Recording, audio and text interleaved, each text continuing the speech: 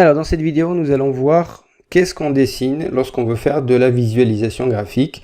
Quelles sont les différentes techniques qui existent. Alors plus précisément, quelles sont les trames, quels sont les motifs généraux qui existent afin de mettre en œuvre une visualisation graphique et quand est-ce qu'on les utilise.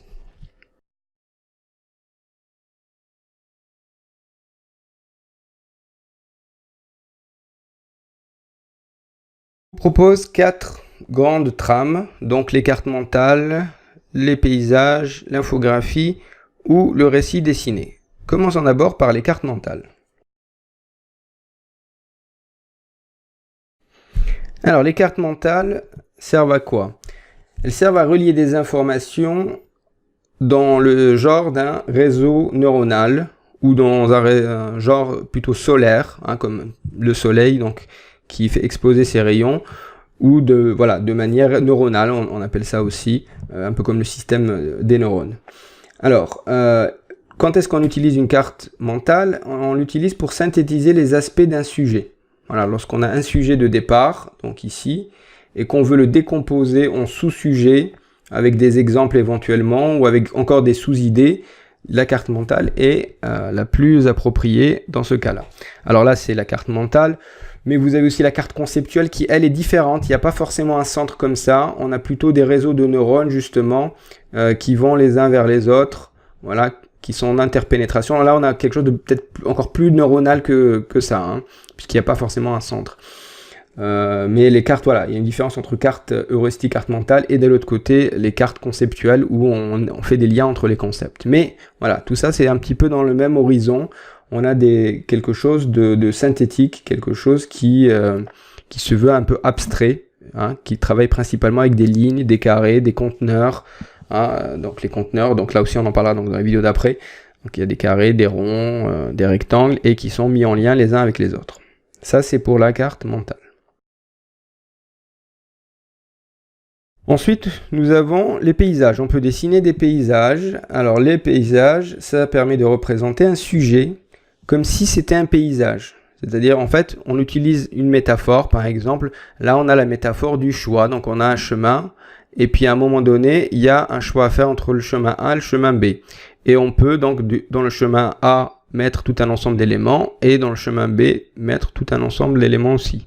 Du coup, on représente cette idée de prise de décision entre deux alternatives par le biais d'un schéma. Et donc là, on dessine donc un résultat, et là on dessine un deuxième résultat. Voilà, c'est une façon de transmettre comme ça du premier coup d'œil tout de suite l'idée de deux chemins, prise de décision, résultats différents.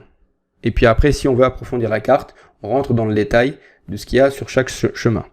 Donc ça, c'est le paysage, donc qui permet de transmettre une vision d'ensemble, une vision globale. Un groupe, on l'utilise beaucoup lorsqu'on fait de l'animation de groupe, dans des réunions ou dans des formations. Là aussi, je l'utilise pour montrer un petit peu quel est le but final, par exemple, ou quelle est notre visée finale. Donc là, pour le coup, les paysages sont très appropriés pour ce genre d'usage.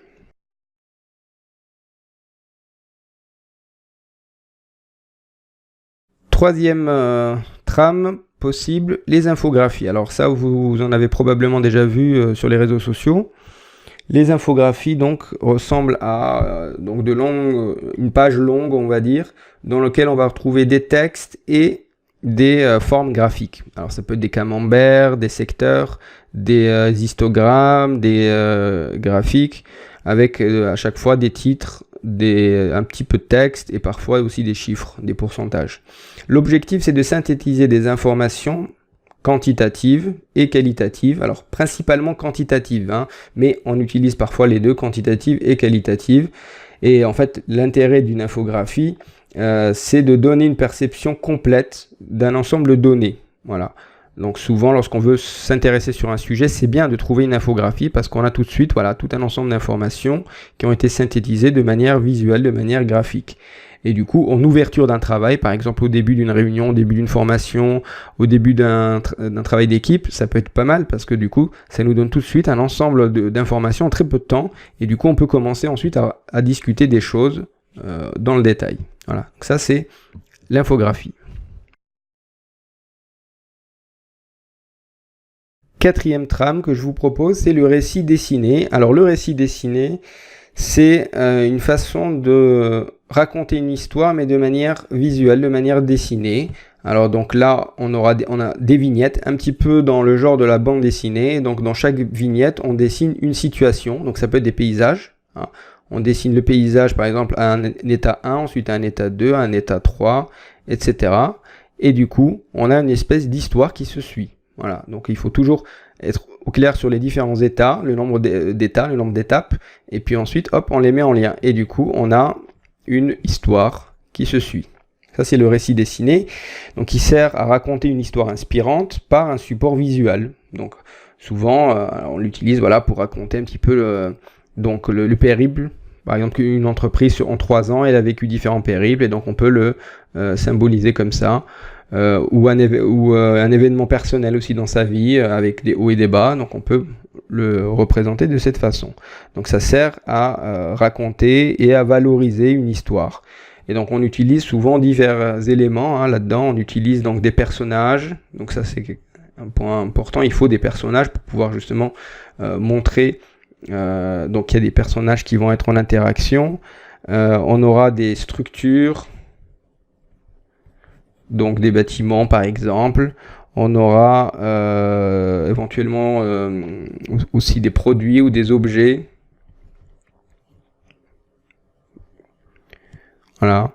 Il se peut aussi qu'on ait une équipe ou des gens. Voilà, plusieurs personnes. Donc on utilise voilà, ces différents éléments qu'on met en interaction. Ces divers éléments changent d'endroit et de forme, de couleur aux différents états. Voilà. Et du coup, on raconte un récit dessiné.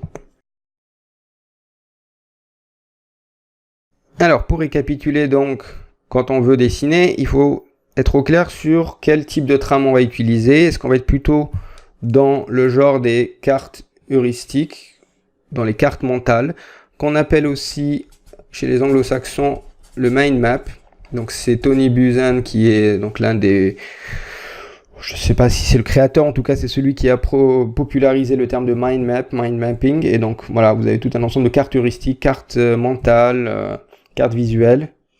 Ça, c'est la première trame. Vous avez une deuxième trame qui est de l'ordre du paysage. Là aussi, c'est pour transmettre une vision d'ensemble à un groupe, donc raconter un sujet, donc comme si c'était un paysage.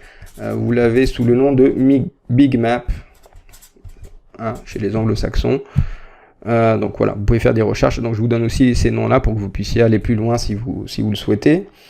Au niveau de l'infographie, donc là, ça peut être utile parce que ça nous permet d'avoir donc des infos synthétisées d'ordre quantitatif ou qualitatif. Et donc là, on est plutôt dans quelque chose qui s'appelle donc la data visualisation. Data visualization.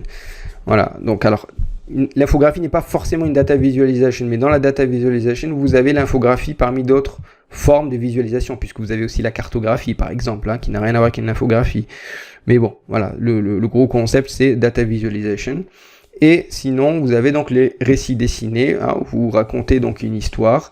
Et là, on est dans ce qu'on appelle le storytelling, mais cette fois-ci de manière visuelle. Voilà. Donc là, vous avez...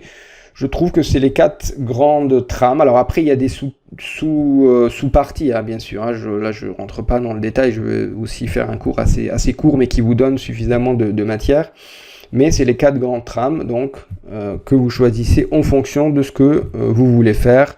Vous voulez transmettre une vision d'ensemble, ça serait plutôt un paysage. Vous voulez synthétiser des données quantitatives ou qualitatives, mais surtout quantitatives, c'est l'infographie. Vous voulez décomposer un sujet complexe ou le synthétiser avec les sous-idées, donc c'est la carte mentale. Vous voulez raconter une histoire avec ses péripéties, c'est plutôt le récit dessiné.